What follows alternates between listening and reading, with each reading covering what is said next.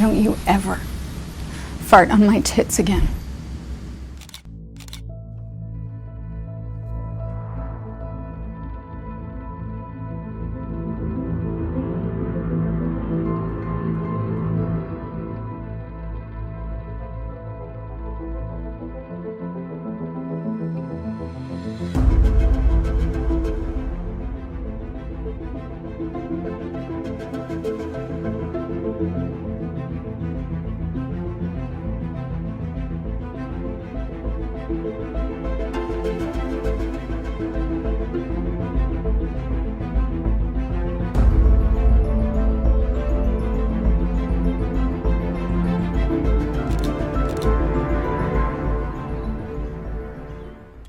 Hey guys, Jim here. Welcome in once again. Today we're going to be taking a look at a special new offering from QSP called the Grebe. And oh yeah, it glows in the dark. So for around the $140 price range, you don't really expect a hell of a lot. But QSP has been known to really deliver in the low price ranges. And this knife, to be honest with you, is no exception. And it's got a special little feature, and I don't mean the glow-in-the-dark stuff, even though, yep, to me, as an overgrown child, that really doesn't get old. But the special feature is the fact that it's a button lock with the feel of a flipper that has a very snappy, very strong detent. Now, we've discussed flippers quite a bit over the past month or so. I even made a dedicated video just about flippers in general. I'm sorry, about button locks in general. And by the way, before I get off on a tangent, this is the packaging that QSP has been using for a while. This sliding coffin. I really love their packaging. I think it's so cool.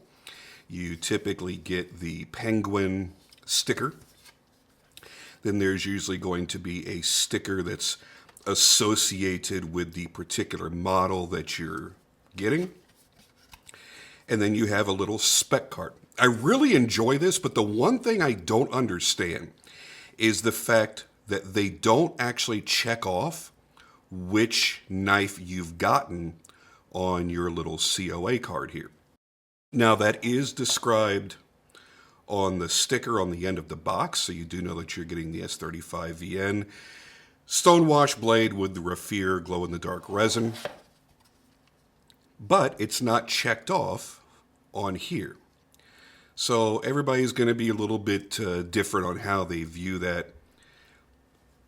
I think for some people, they're going to really wish that these were, more authentic COA cards that give the individual description.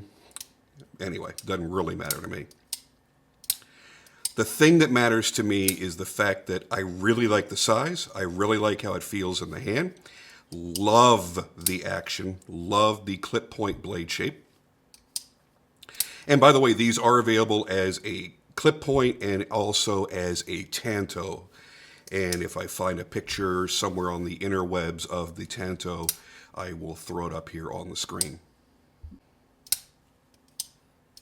Very enjoyable, very fidget friendly. And it feels nice in the hand with the Raffir material. Now, I've used Raffir myself on several knives that I've made, and it finishes really nicely. They did a pretty good job. You could still see, unfortunately, some of the striations from when they were flattening the scale, shaping the scale.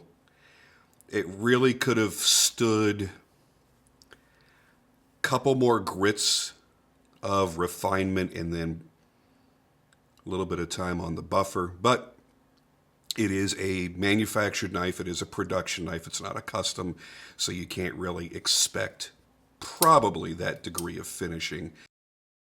Something like that is quite time consuming. All right, let's get into the TLDW.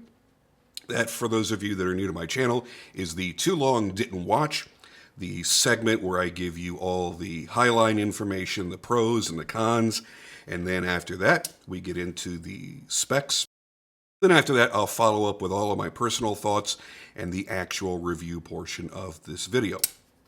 So let's get that bad boy down there and start, as always, with the pros. Get my lights in order here. Oh, that looks much better. Okay. The biggest pro for me, 1,000%, is going to be the way the action feels. Now, as we've discussed in the past with button locks, you can have some that just feel really, really lazy. Like if I push in the button lock right now and I flip it, this is kind of how a lot of button locks are going to feel. You don't really have a detent, so you don't have a snappy feel, but they have the tension just right on this button that it's snappy and wonderful. And the action is pretty predictable. What I mean by that is, a lot of times you're just going to hit the button and you're going to give it a quick swing and drop it closed. And whether it's going to give you blade bounce and pop back out or not is really going to be dependent on your timing with the button lock. And with this one, it seems to somehow be a little bit more predictable, where probably 8 times out of 10, I can get it to stay closed, locked in place, because I'm able to let off the button in time. So anyway, the action is the first and biggest pro for me. Second pro is going to be this super cool Raffir USA material. Now, it's not the most expensive material you're ever going to work with, but it's also not cheap. You know, going with G10, even carbon fiber or Texalium or something would have been a lot less expensive than dealing with the Raffir. The folks at Raffir are wonderful. I've always enjoyed working with them. Very high quality material if you like synthetics. Now, if you're the kind of knife maker that works only with, like, you know, rosewood and desert ironwood and, you know, really high-end natural materials, and you don't like using any kind of man-made materials, phenolics or anything like that, then you've probably never had your head turned by this before. But I kind of work with everything, and most of the time when you're dealing with any kind of resin material that has any metals in it, like this has the copper, a lot of times that can cause issues if it's not manufactured well. You can have the areas of resin where they're separated by this copper. They could slide apart. They could cause issues when you're drilling holes and countersinking and stuff like that. And I've never had that issue with the Raffir. So the times that I've felt like working with a hybrid material that gave both resin and some sort of metal, I've had the best luck with Raffir. I've worked with plenty of stuff where companies have made like their versions of C-Tech. You guys may remember C-Tech. It's been a while since we've seen a lot of people use it, but that was where you had like that aluminum honeycomb and then resins poured into it. And I had bought from a few companies that were making their version of C-Tech, and more often than not, you'd have sections, little resin sections of hexagons just kind of whoop, slipping right out, destroying the scale that you were working with, and ultimately changing the project that you were going to work on because you got frustrated and decided just to use carbon fiber. The Raffir, I've never had any issues with. I think it's very, very high quality for what it is. If you like using man-made materials and you want something cool, like maybe a knife that glows in the dark, then this is a great choice. Now remember, not all the Raffir glows in the dark. The standard noble material is just waves of this enamel along with the metallic sources that are inside. Another cool thing about having it glow in the dark, you can really see easily what they've done to reduce the weight on the inside of the frame. Now, the unfortunate thing here is this frame, and I'm going to have to assume this pocket clip and the hardware, all stainless steel. So it's a hefty knife. If this were $40, $50 more, then they probably would have been able to fit it into the budget of doing titanium, and it would have reduced the weight by probably about 30%, and I would have preferred that. But that should be saved for the cons. I apologize. I'm just kind of mixing things up here.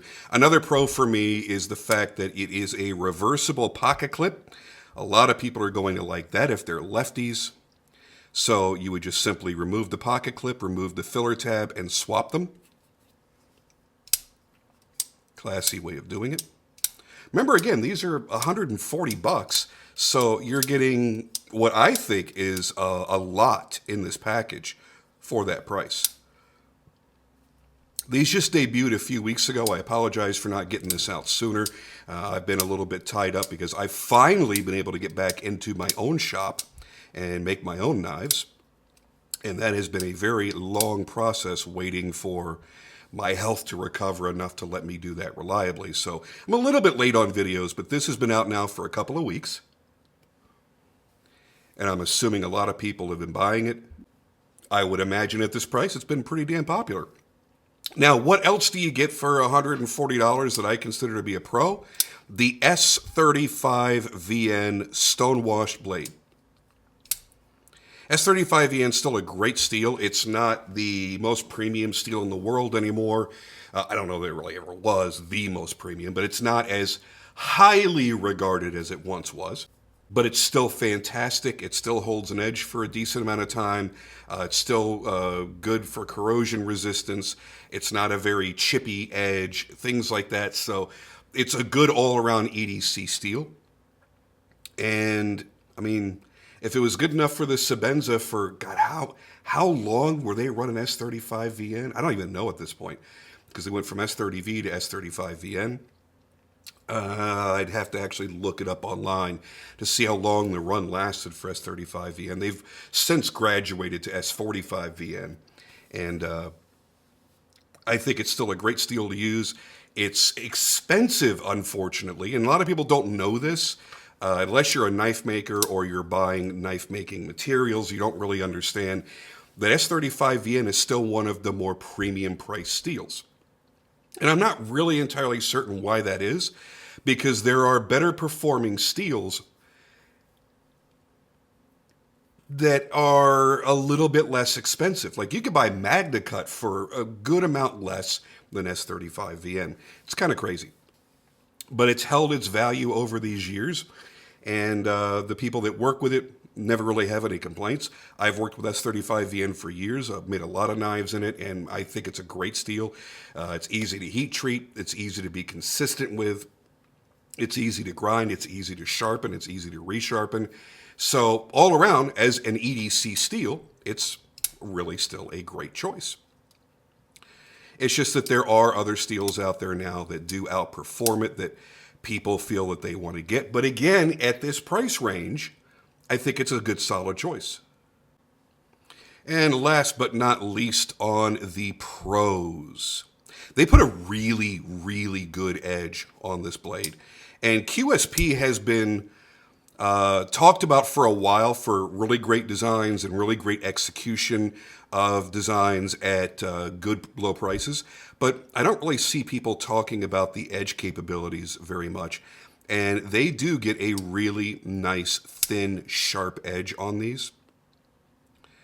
I've only cut a couple of things with it, to be honest. I didn't really bring it out there for a serious edge test or anything. But the things that I've sliced with it, it's just sliced right through like a hot knife through butter, as it were.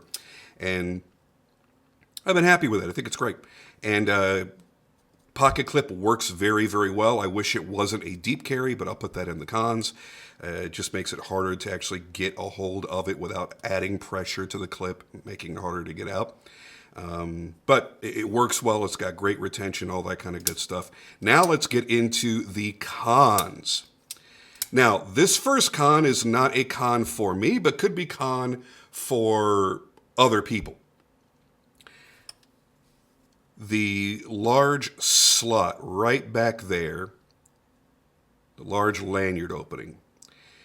Some people will never, ever, ever use a lanyard, and in those cases, they're the people that don't want to have a big cutout in the frame of their knife, especially when it's going to show through onto the presentation side. It's irksome to them, and I totally understand why. If it's a feature that you're never, ever, ever going to use, you don't want it to take away from the overall look of the knife. Totally get it. The other con, as mentioned earlier, is the fact that it's got steel liners, and it's got quite a bit of heft for such a small knife. It's only a 3-inch blade, and it feels like something that's substantially larger. So, yeah, I'm one of those people that would say, yeah, I'd pay an extra $20, $30, whatever, to have this in all titanium instead of in steel. Your mileage may vary. Did a nice polishing job on the steel liners all the way around, though. Looks good, nice and shiny. Consistent finish. Any other real cons? Yeah, it's a personal thing, and many of you do not agree. But for me, I just cannot stand any type of deep carry pocket clip. There is no difference, practically speaking, between having a clip that stops right here and has this much of the knife exposed from the pocket, or if it drops all the way in. There's no difference in practical terms, except I did hear one person respond to a video where I said that recently, and I said, you know what, I actually kind of like deep carry pocket clips because it keeps me from banging my knife up into things or as I'm walking by furniture or walls or something. First off, just don't be a klutz. Secondly, you're still going to scratch up the clip because the entire clip is exposed. So I don't really, that doesn't seem like that big of a deal to me. But I'm not a super secret agent. Jesus Christ. That's Jason Bourne. I don't need to stealthily, deeply conceal my knife in my pocket where it can't possibly be detected. Yeah, because nobody sees this giant clip on the side of your pocket, right? So that's always a con for me, no matter who makes the knife, no matter what the price point is, and no matter how well done the rest of the knife is. That's really about it. I think they pretty much nailed the entire design. I think that they nailed the execution. The finishing is pretty good. As I mentioned, I'm only slightly disappointed in the finish of the Raffir scale material. And it seems to be consistent to both sides. Because this is a material that deserves to be fully high polished. So you should be, as far as, again, production knife, they're made differently. But if you were making the knife yourself, I would say I wouldn't stop below 3,000 grit on hand sanding, and then I would buff and polish it. That way it's as perfectly polished as it can be, and you wouldn't see any of these lines left over. So now we'll get into the specs. We'll put the knife right over here, and over here are the specs. Not a heck of a lot to talk about here, but please do keep in mind that you're getting into a 3-inch blade. So for a lot of people that live in restrictive states, or maybe even restrictive countries, this is generally going to be legal almost anywhere that you live. You can always look up your local knife laws online, and I think the website is actually knifelaws.com. You can go look there and type in your state and see what their restrictions may be. And again, it's S35VN. It's a really nice, I wouldn't say polished stone wash, but it's got a very shiny finish to the stone wash. And then you've got the reversible pocket clip. You've got the bearings around the pivot. So you've got a fast, smooth action to go along with that great detent feel. So all the way around, I think, again, it's a good option for the money. There are not a lot of knives in this $140 price range that I would highly recommend. This would be one of them, one of the very, very few. There's not a lot of knives that I love in that price range.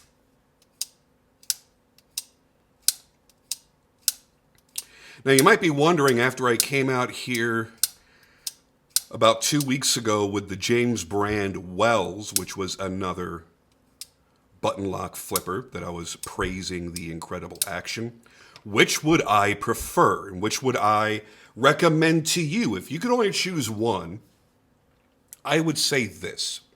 If you like a more premium product, you might probably want to go for the James brand. However, many people, especially considering today's economy, would rather stay as thrifty as possible.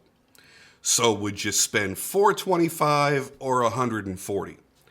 If the $140 sounds more appealing, I can tell you one thing, you will not be disappointed with this. I think that you would enjoy it very much. Now, as far as a side-by-side comparison between the two, yeah, you're going to feel a little bit of a quality difference between the two, but it's not so massive that that you're going to feel let down in any way if you got the QSP. I think it's a solid knife for the money. I like the little party trick. I like the fact that it's got the glow-in-the-dark scales. It is impractical because you have to charge it with light. It's not like every time you pull out this knife from the pocket in the dark, it's going to be glowing because it hasn't been exposed to light, so it's not going to be glowing. And the fact of the matter is, the glow only lasts for a couple of minutes. And as a matter of fact, after about 10 seconds, the glow is greatly diminished. And that's not uncommon for almost any kind of glow-in-the-dark material, especially if it's a non-radioactive glow-in-the-dark material. So it's not, like I said, it's a party trick. It's not something that you're going to rely on where you can go, you know what, I want to have a nighttime knife on my nightstand, try to say that 3 times fast, where I could just, I don't know, if for some reason I feel like cleaning out my toenails at 3 o'clock in the morning, I can reach over on my nightstand and grab my knife because it'll be glowing and I can see where, no, it's not going to happen. It's after an hour, it's going to look like it was never charged at all. So do keep that in mind. It's a fun thing. It's a cool thing. It'll be great for showing your kids, hey, cool, look at this. Look how it glows in the dark. It'd be cool to show it off to your buddies as long as you've got a flashlight in your pocket so you could charge it up. And it's going to be fun for you to take pictures for Instagram and Facebook and stuff like that. But beyond that, there's no real practical purpose for it. And there really isn't a practical purpose for most things that recharge and glow in the dark. Now, if it's something that has tritium gas tubes in it and it constantly is self-illuminated, you don't need to do anything active to charge it yourself, then that's a little bit more practical. But you can't make an entire knife scale out of tritium gas tubes. It's not something that you can do. So, yeah, as cool as the glow-in-the-dark feature is, it is not practical. It's a party trick, and it's a lot of fun. I like it. I think it's cool. At some point, as grown adult men, we still find our way to buying something that glows in the dark, and we enjoy it for what it is. It's a silly little thing, and it makes us smile. And that's it. That's all there is to it. Now, as far as any practical use of this knife, I think this blade is great. It's a nice blade shape. It's very, very, very sharp, and you've got a really good finish for EDC. You've got a stone wash finish that you're not going to have to sit there and worry about, oh, I'm going to make it look ugly if I start using it. And there are people out there that will, baby many of the knives that they have, because they don't want to ruin the collectability or the beauty of it or the value. And this is not one of those knives. This is a knife with a finish that allows you to use it, and the stone wash masks a lot of the daily wear marks. So keep that in mind too. If you're looking for a knife to actually use as opposed to a knife that is just going to sit in a drawer to look pretty, then this is going to be a great way to go. Anyway, them's my thoughts on the knife. I think it's fun. I think that the snappy flipping action is going to satisfy most fans of flippers. You do have, of course, the thumb studs if you would prefer to deploy it that way. You can reverse flick it. You can thumb flick it. Yeah, actually, you can slow roll it too. It's not great if you're using the tip of your thumb because it's going to kind of fly out a little bit. But yeah, you can open it in a multitude of ways, and that's very, very popular these days. Anyway, I'm out of here for now. Thank you guys for joining me as always, and I'll see you on the next video.